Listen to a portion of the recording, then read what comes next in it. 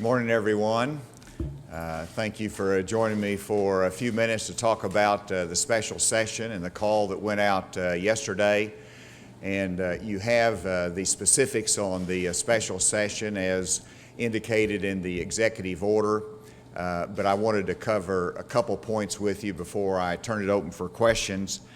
First of all, the Amendment 82 project, the Lockheed Martin Joint Readiness Training Vehicle project is the most important issue on the call.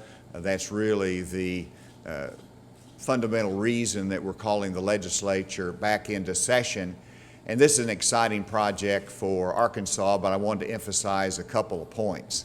One, we are trying to put Lockheed Martin as a state's partner in the most competitive position to win this contract through the Department of Defense. It's a competitive marketplace as to which company is going to get to produce the 55,000 vehicles for the Department of Defense, and we want to do the state's part to make sure that Lockheed Martin and South Arkansas is in a position to win this. Secondly, the investment of the state will be $87 million through a bond issue that we're asking the legislature to approve. This $87 million bond issue is the only commitment of the state of Arkansas. There's not any additional funds that is a part of it. Secondly, this $87 million investment through a bond issue will return to the state of Arkansas by the retention of over 550 employees in the East Camden location, Highland Industrial Park. So it's a retention of existing employees. And secondly, over time, we will double the number of employees at Lockheed Martin if Lockheed is successful in being able to manufacture and have final assembly for this exciting and important defense project. And it's a 25-year commitment that is obligated under the agreement with Lockheed Martin, which is a very long commitment for a stable and strong company such as Lockheed Martin.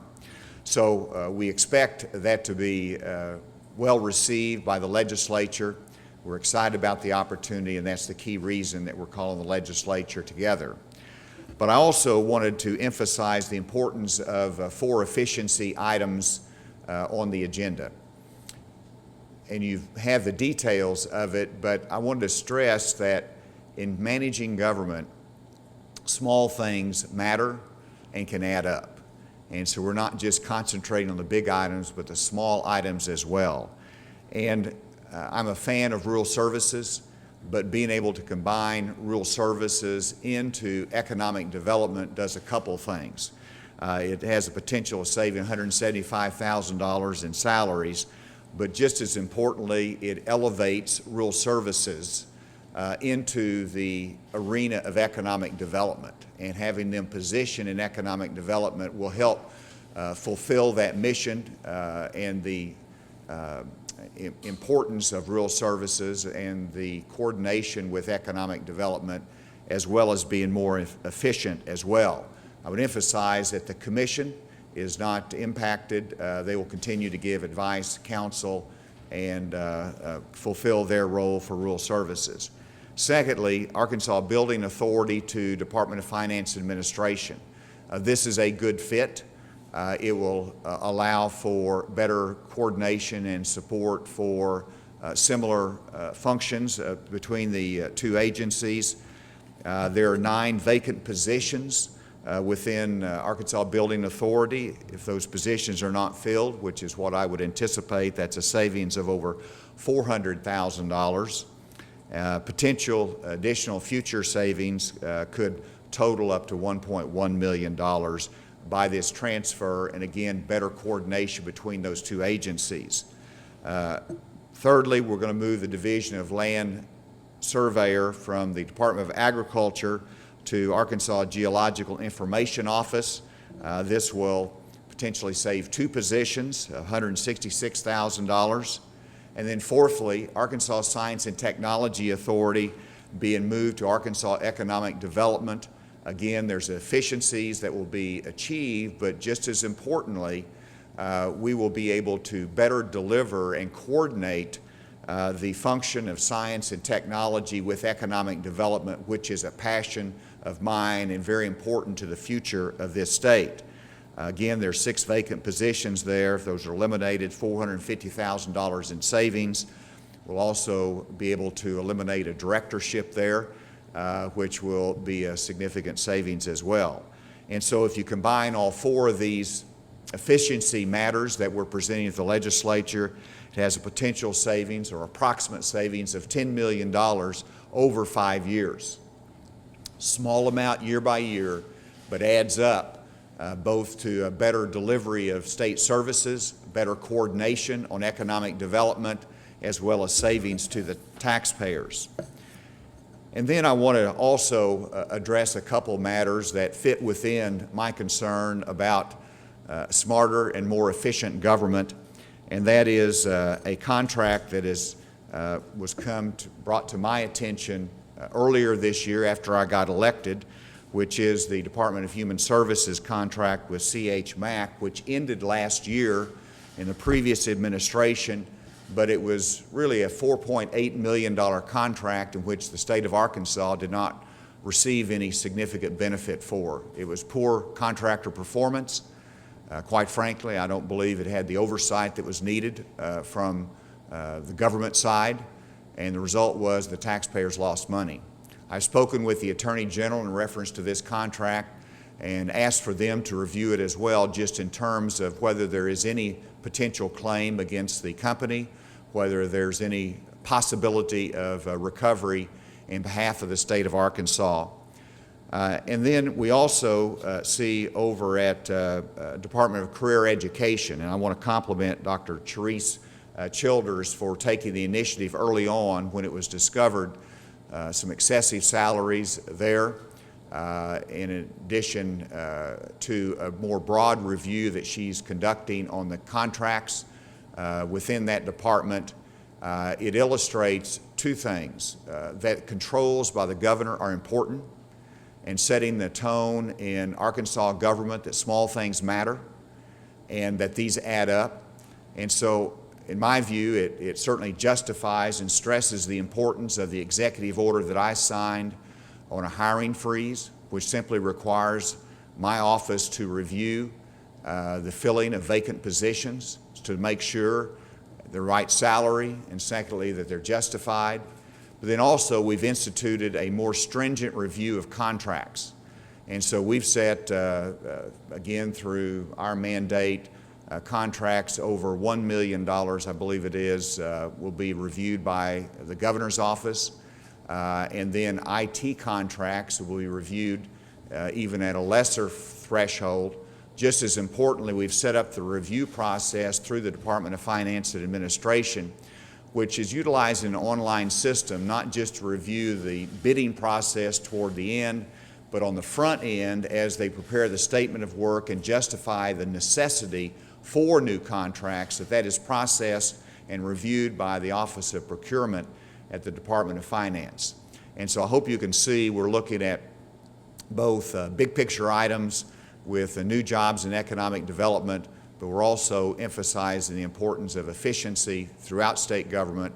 You can't be perfect, but we can do better, and that is our plan and our intention. With that, I'm happy to take any questions.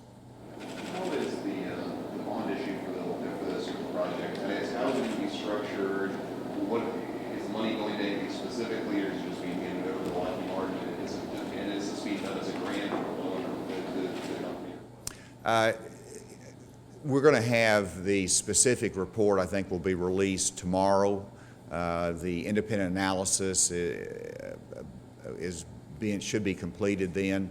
But basically, the $87 million bond issue, I think it's $83 million, is going to go for improvements, physical structure, equipment, that will be with Lockheed Martin, and then there'll be an additional $2 million in bond writing expenses, and then there will be, and these are round numbers, but $2 million in training programs through SAU Tech there in Camden. So that will be the rough breakdown, and there'll be more details released later. And again, those are round numbers that I'm providing. So the proposals for efficiency, will anybody be laid off? Most of this will be through attrition, and some of it will be evaluated once we do the combination, just like whenever the lottery was brought over to DF&A, there was an estimate by DF&A as potential savings, and then over time decisions were made. That's what I see as the process on these combination of agencies. But for example, ASTA, Arkansas Science and Technology Authority, we have a director that is very supportive of this new alignment, and so that director's position is eliminated, but we determine that he has some capabilities that will be utilized by the state in another position. And so, you know, he shifted into a position that is needed, that was vacant, but we eliminated a position here at ASTA immediately through this new efficiency effort. So we'll talk to Aaron Burks? No. Aaron Burks is head of ADFA, Arkansas Development Finance Authority. No, that's not Aaron Burks.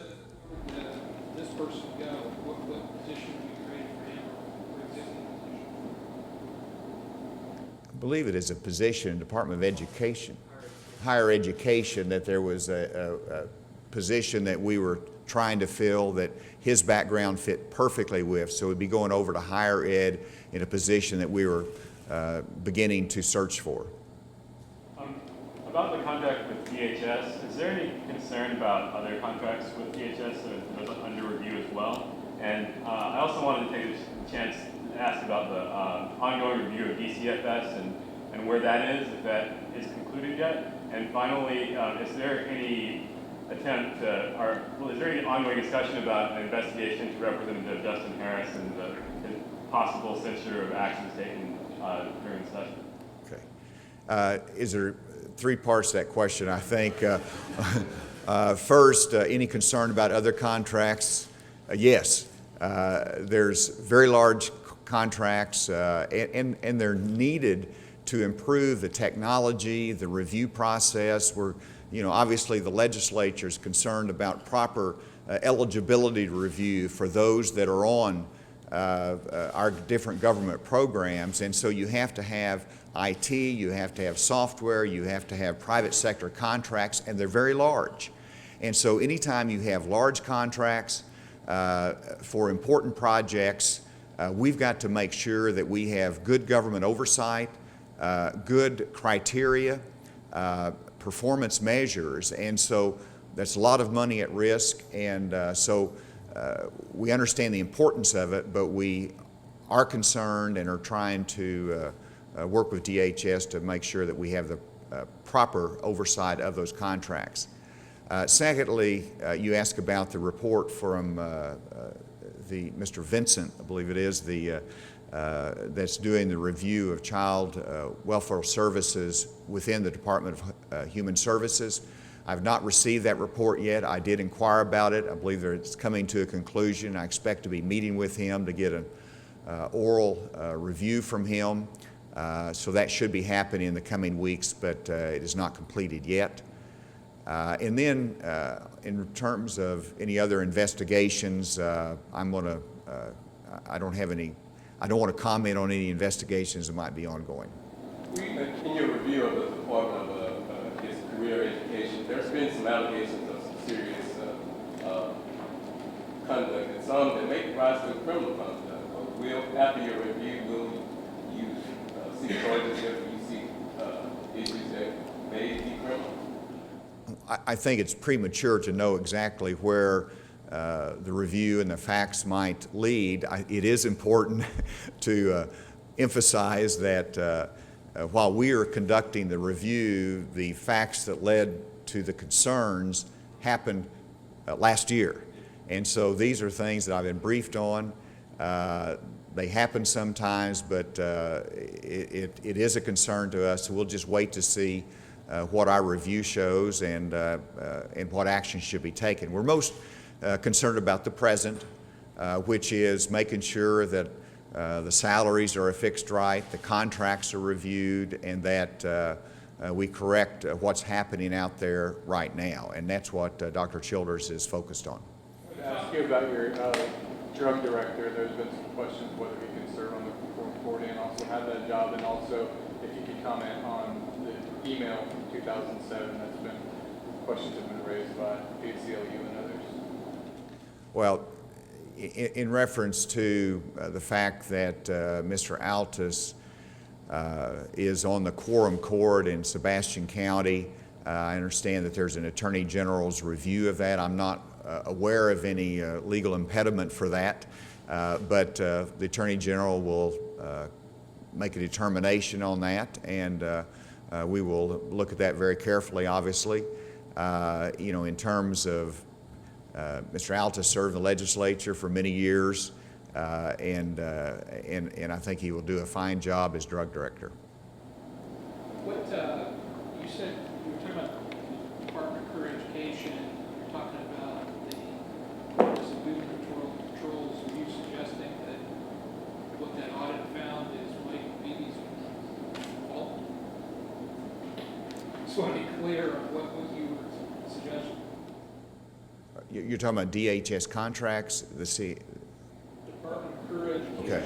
You were referring to the audit that recently came out, and you talked about the importance of food controls. You suggesting that Beatty was to blame? I'm not suggesting anything other than the fact that whenever you have such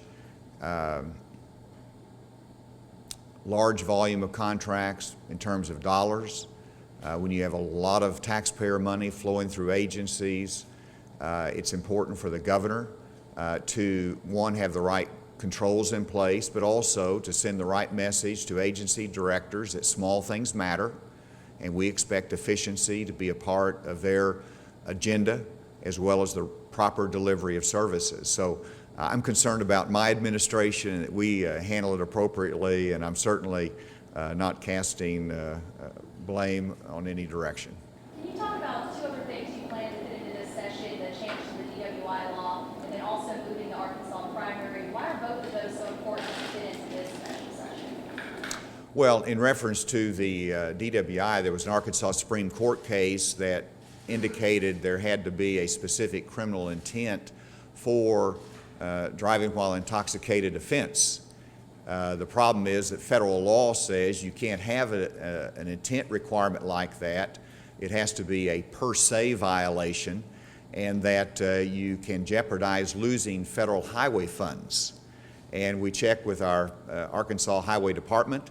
They shared the same concern, and so rather than putting the highway funds that are so important to Arkansas in jeopardy, we wanted to get it fixed. And I think that was the original intent of the legislature as well, that if you're over 0.08 alcohol content, it is a per se violation of driving while intoxicated. So that's the reason it's on there.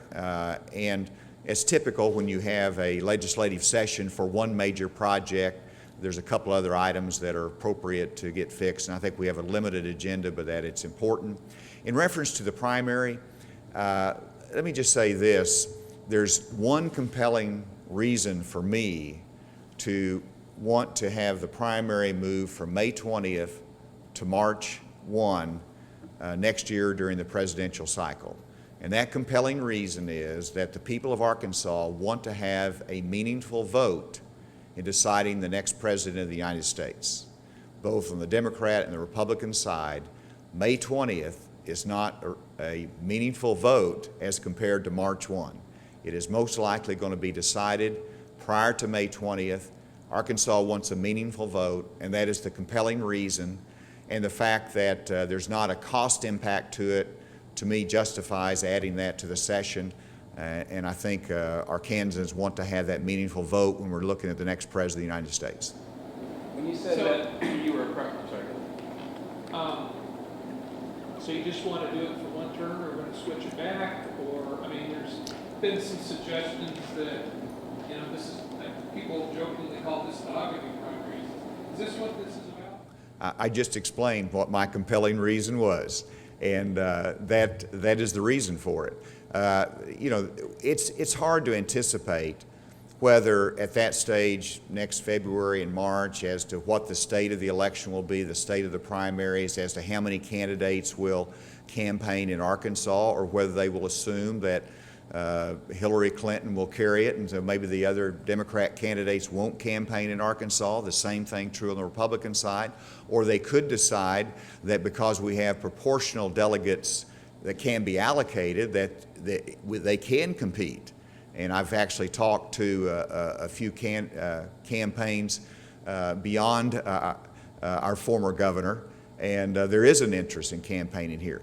But that's not the motivating factor, because it is totally unpredictable. The sole motivating factor for me is that this is the best chance for Arkansans, the average Arkansan, to have a meaningful vote in the presidential campaign. And beyond that, it's a little bit unpredictable. In terms of whether it should be a one-time or repeated, I think that's a close question. I would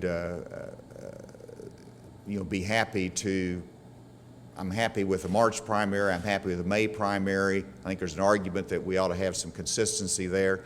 The fact is that campaigns are pretty much a year-long process, and so even though you move up the filing period, they're already out there. So I don't think it's a great change in practical politics in Arkansas. There's just some changes as to when the primary is and when the filing times are. I just came back from the RGA, so I talked to a lot of folks, campaigns, and so really across the board. Governor Huckabee expressed an opinion about it? I have not talked to him about it.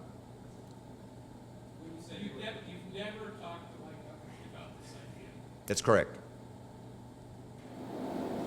When you said you were looking at approaching the eliminated positions through attrition and shifting the director, but are you leaving the possibility open for some layoffs? Well, anytime you're looking at the proper role of government, there could be the potential for savings down the road, but I always take the view that attrition and treating people rightly and humanely and recognize that jobs are important. So I don't, I think there's a couple of, I've identified one that a position is eliminated, we've put them somewhere else in state government. That's how I expect the managers to handle this, but I expect the new managers to look at this as a whole, make decisions, and to make them with great consideration for the human side of it. So I would expect to be handled through attrition versus simply laying somebody off. All right, well, thank you for giving attention to this today. I appreciate the opportunity, and with that, thank you.